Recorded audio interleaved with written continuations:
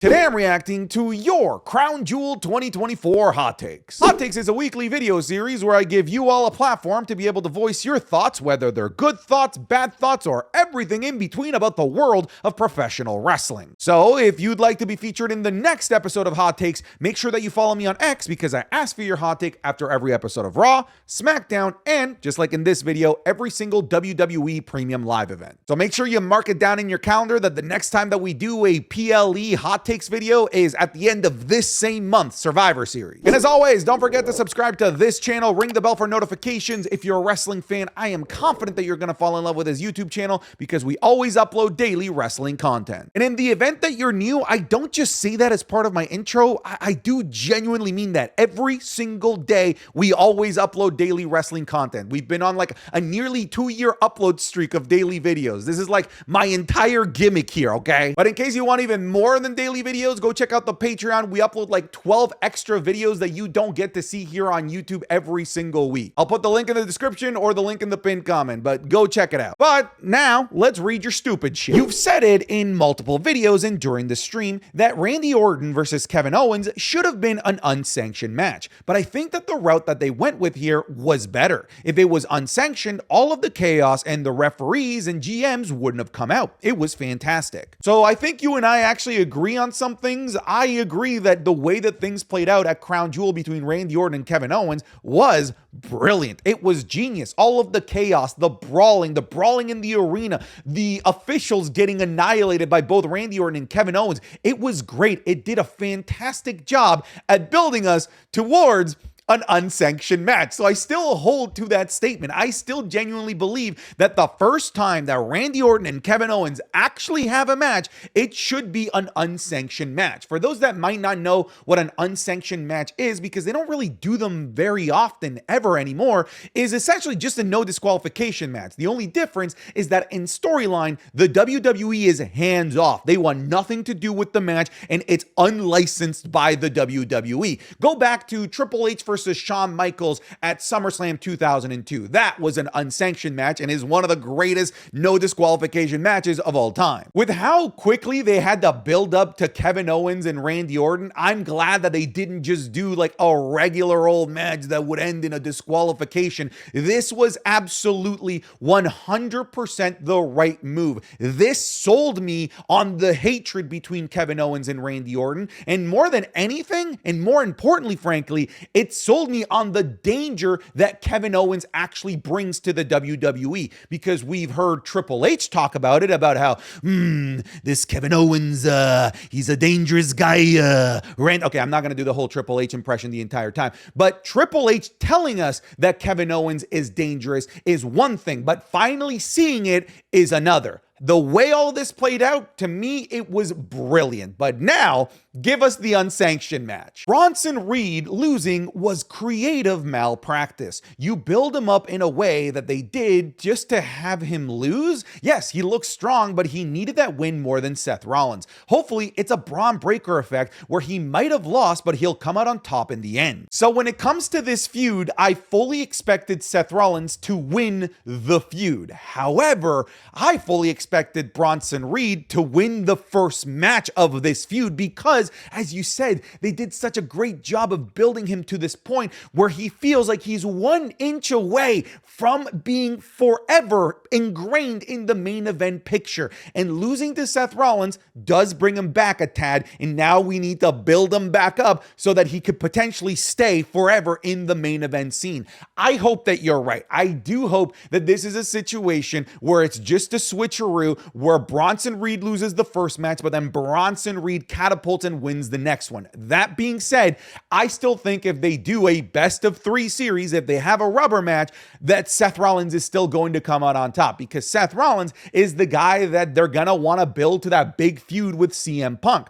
Or maybe in Game 3, CM Punk costs Seth Rollins the match, and that's what creates the build to Seth Rollins versus CM Punk while also directly giving Bronson Reed the victory. There's ways, is basically what I'm trying to say. There's still time to allow this to flesh out, but in the immediate moment, you and I are kind of in the same wavelength. I don't think that Bronson Reed should have lost this first match. I desperately hope, please hope, that this doesn't end up being a 2-0 series like it was between Nakamura and Seth Rollins last year at around this very same time. Because if that's the case, then any notion of Bronson Reed staying in the main event goes alongside where Nakamura is, which is absolutely fucking nowhere right now. But man, that image of Bronson Reed standing tall, mean mugging the hell out of Seth Rollins as Rollins is walking away just in awe and in shock that Bronson Reed is still standing after the 4 stomps that he delivered through and ending it with a super stomp, and he's just standing mean mugging, laughing in the ring, bleeding. Brilliant. I did like that. I just didn't love the result. Solo's Bloodline winning was the right move. Roman and the Usos winning would have been too soon. There's more story to flesh out with Jay, Roman, and now Sami. You're right, 100% right. Everything that you said here is correct. I was pleasantly surprised that the Bloodline, and when I say the Bloodline, I mean Solo's Bloodline,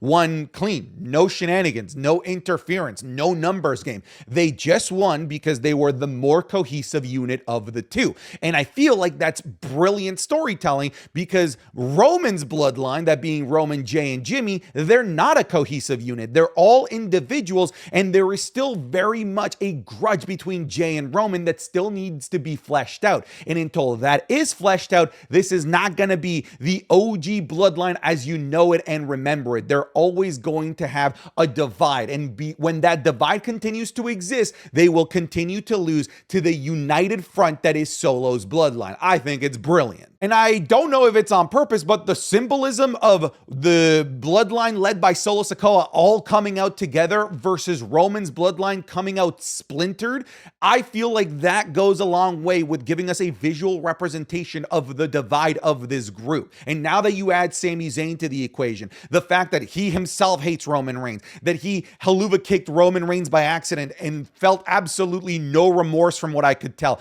there is still so much to just unpack here, and to have Roman Reigns and his Bloodline win in this match would have absolutely destroyed any notion that Solo is a legitimate threat to this group. That's the story. The story is not them just coming together and reforming what used to look like the old Bloodline. It's them coming together and becoming a united front to take out this greater evil that is Solo's Bloodline. And I cannot wait to see how they tell that story over the next several weeks leading into Survivor Series War Games. All I'm saying is that the Bloodline saga is back in theaters near you because fellas, we're in for some cinema again. Tiffy should have cashed in. This was the perfect moment to do so. 2 champions are in the ring. You could have had a plot twist where it looks like she's cashing in on Liv and then attacks Nia and steals the victory. She feels like Damian Priest last year, like a buffoon. Oh, Damian Priest. Do you guys remember Damian Priest's run as Mr. Money in the Bank? You might remember it as being something positive, something good, because the cash-in was great,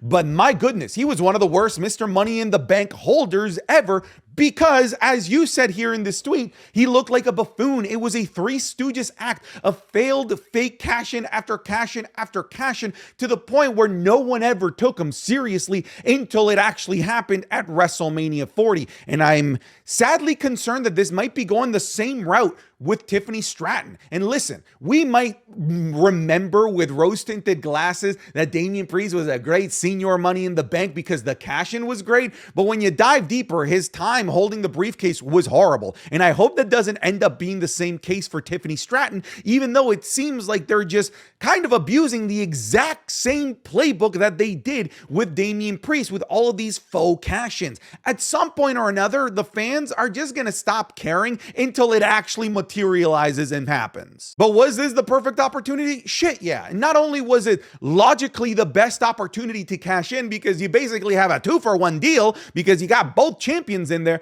but because this was WWE's first opportunity to do something brand new with the briefcase, something that we actually hadn't seen before, which is a Money in the Bank holder cashing in on a match that's got both champions, because that raises so many what if scenarios. And I feel like they missed the opportunity to do something new with the briefcase right then and there. That's why and actually, if you go to a bunch of other wrestling creators' predictions, Everyone was predicting Tiffany Stratton to cash in because not necessarily because it was obvious for her to do so, but because it just made narrative and logical sense for her to do so there.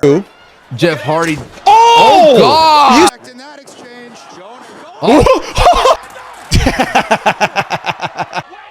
Oh my God! God! Oh, that, folks, was a sneak peek of this week's Wrestling is Cool Match Club, available exclusively on patreon.com/SantiZap. This week, we're looking at the legendary Rey Mysterio Jr. versus Eddie Guerrero at Halloween Havoc. We have a meaty indie match between Jacob Fatu and Bronson Reed from House of Glory Wrestling. The first ever tag team ladder match between Edge and Christian and the Hardy Boys at No Mercy 1998. We're also looking at an NXT Women's Triple Threat match between Charlotte Flair, Rhea Ripley, and Io Sky. And the legendarily bloody John Cena versus John Bradshaw Layfield at Judgment Day 2005. You're gonna get this plus the Raw reviews, SmackDown reviews, the weekly Undertaker WrestleMania watch-along that we're doing leading into WrestleMania, the currently going Royal Rumble watch-along that we're doing that leads into the Royal Rumble, and the Wrestling is Cool podcast 3 days earlier than everywhere else. Again, all of this is available on the Patreon, patreon.com/SantiZap. Go check it out. I'll put the link in the description or the link in the pinned comment. If you're already supporting on Patreon, thank you. This is how we're able to do what we do as often as we do it. Just consider it, even if you try for 1 month, I'm confident that you're gonna fall in love with it. There's just so much content over there. But that's it, folks. Let's get back into the video. Jakara Jackson and Lash Legend are more than main roster ready, and they're able to be an important aspect of the women's tag team division when Bianca and Jade move on. Okay, so I'm going to maybe try and expand this a little bit. When you say main roster ready, I'm gonna ask back to you, do they need to be on the main roster even if they are main roster ready?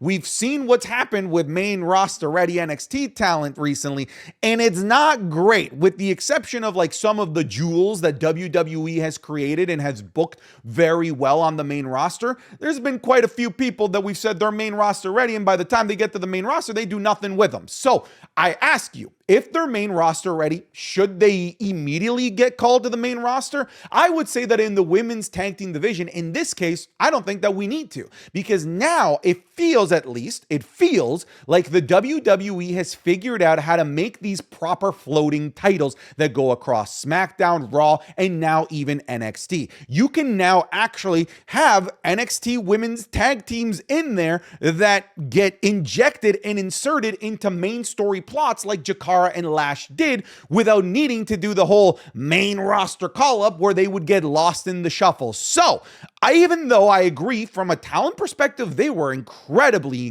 impressive. Are they ready for the main roster? Shit, yeah. I think all of Metaphor is ready for the main roster. But should they? I think that's a different question altogether. So I'm going to say, let's keep them on NXT. Let's keep the women's tag team division being this free-flowing thing across all 3 shows that rewards the hardcore wrestling fan that watches every single show with a feud that plays out on every single show. So I'm going to say, even though they're main roster ready, let's keep them down on NXT. The United States title match was not just match of the night, but serious match of the year contender as well. However, if you put a gun to my head and ask me who is the best performer in this feud, I would say Mello. He was so clean. Hashtag him. So this was, like, from a technical perspective, to me, the best match of the night, and I'm with you. If I were doing a match of the year list right now, it is in my top 10, potentially top 5. This match was absolutely bloody fucking brilliant. Not only do I think it's one of the best matches of the night, but okay, all right, come a little closer here. I think that this is now the top match that I would show non-wrestling fans to try and get them to become wrestling fans. Before, I had Rey Mysterio versus Kurt Angle, SummerSlam 2002, this under 10-minute lightning fast wrestling match.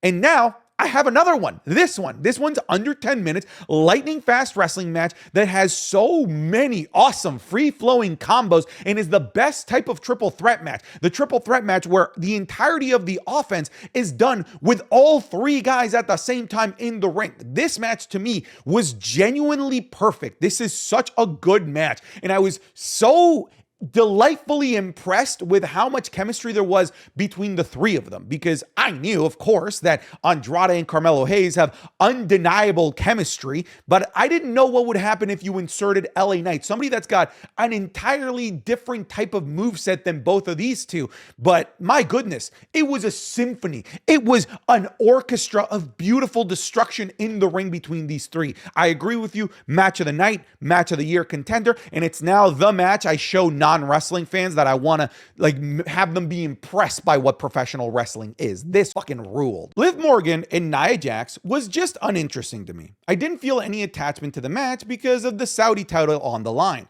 Further proof that there was seriously no need for it, because aside from that, it was perfectly fine match. Yeah, it was a fine match. I said this in my review. It was a fine match, but a fine match that doesn't have story development and story implications in the general sense typically just wouldn't make it into a WWE premium live event. This made it to a WWE premium live event simply because of the context of this crown jewel championship and it being champion versus champion, because the match, although fine, wasn't a classic by any means, and there was no story that will develop from this, or a story that really developed into this match to really help elevate this fine match into something very memorable. Aside from Liv Morgan being alongside Cody Rhodes and Triple H and the Pyro and closing the show, this match is entirely forgettable and will have, in most likeliness, no implication on WWE narrative and storytelling moving forward. And that, folks, is just kind of the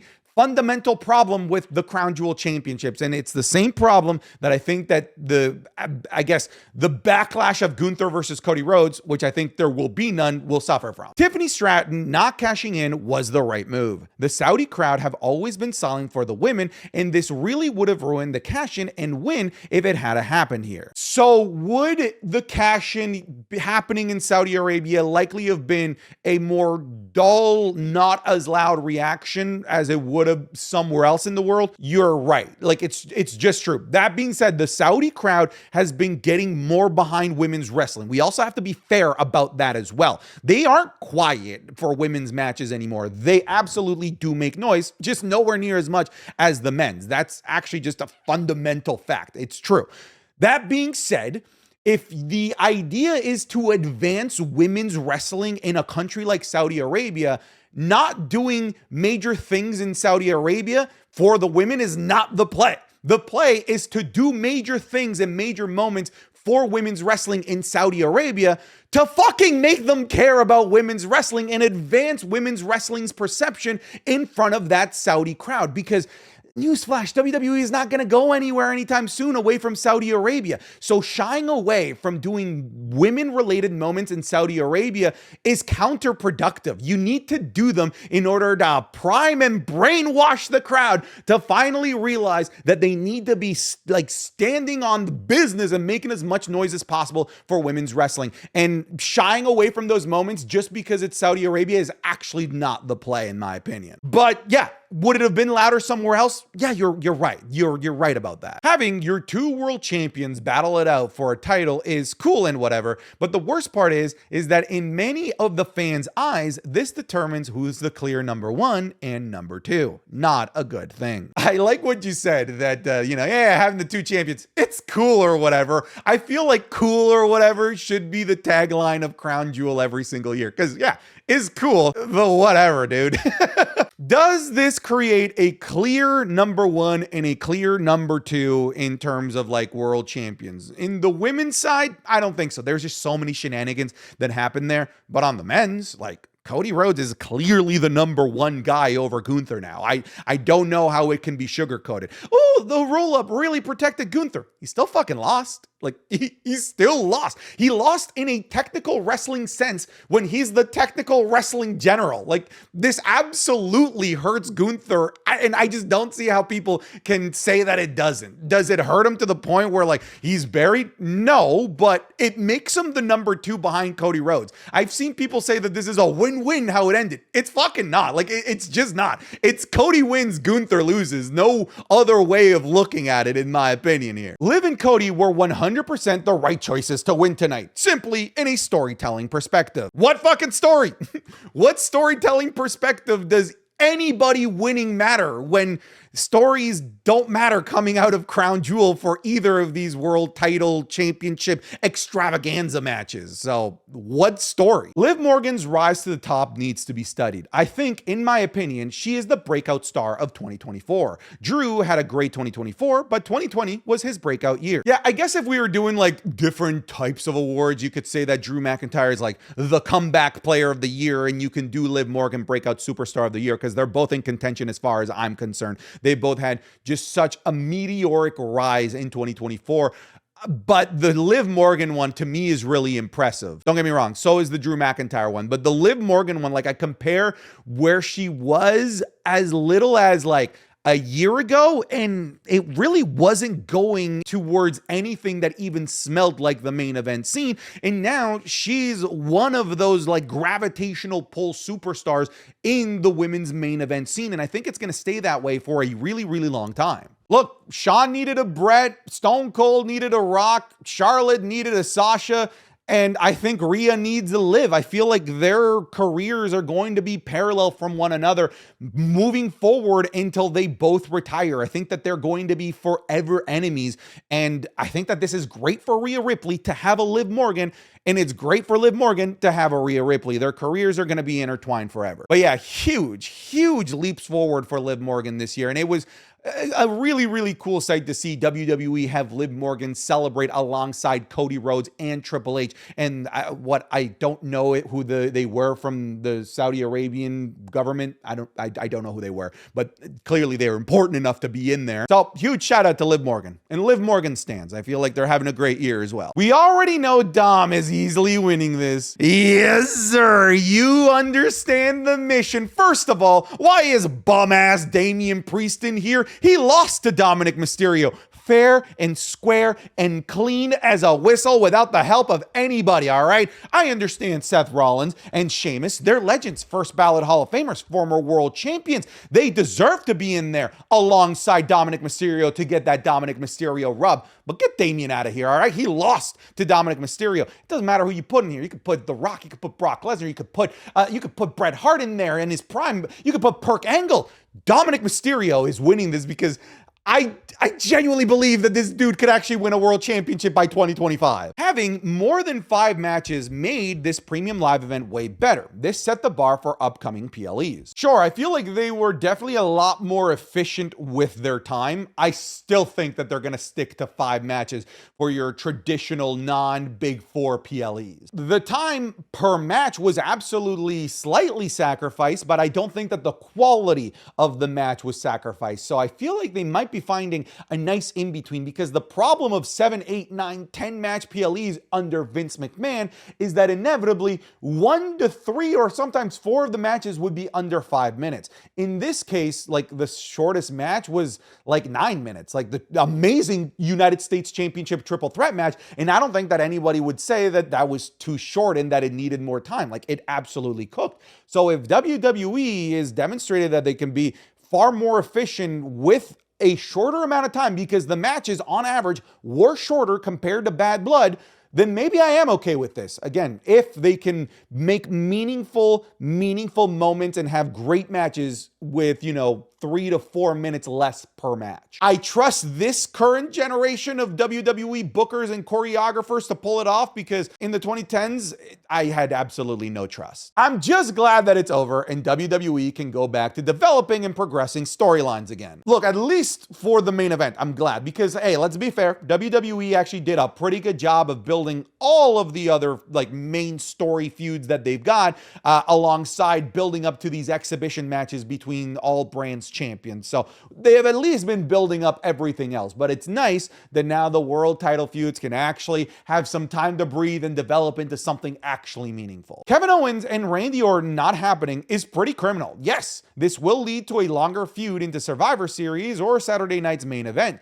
but that was not what I was expecting. So it did happen, just not maybe in like the traditional sense that there was a definitive winner or loser. But think about it. Had they had just a regular match, it likely would have ended in a disqualification or a double countout or something else. So rather than just, pissing time away with the part that no one cared about, they just got right to the point. They skipped foreplay and got right to business, all right? Because if they had a match, it would have just ended in the same way, brother. The Saudi crowd really impressed me. They were really into blah, blah, blah. Yeah, okay. The Saudi crowd was fantastic. This message is too long. I talked about how great the Saudi crowd was. I said that this is the best Saudi crowd of all time. But the reason why they were so good wasn't because they were loud for the main event. It wasn't because they made more noise than they've ever made before for the women. It wasn't because it felt like a European football match. Look at the picture. Look at this picture that you submitted. We had multiple Saudi fans bringing in Santi Zap signs. That's why this crowd ruled. So shout out to Saudi Arabia, and thank you for helping me become Mr. Worldwide. All right, folks, thank you so much for submitting in your hot takes. I'll see you guys in the next video. I'm done. Get out of here.